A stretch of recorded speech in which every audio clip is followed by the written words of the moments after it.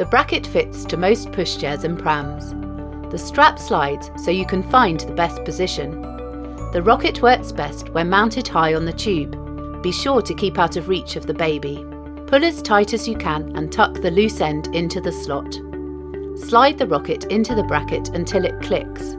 Press the top button to turn it on or off and adjust the speed with the dial on the bottom. The Rockit will turn off automatically after 30 minutes of use. After use, simply remove the Rockit. You can leave the bracket attached, but if you wish to remove it, simply press the release lever and pull the strap out. The Rockit takes 4 standard AA batteries, which give up to 60 hours use. Undo the screw in the Rockit attachment. It won't fall out. Remove the lid and unscrew the battery cover. Insert batteries as shown on the lid. Reassemble and press the button to test.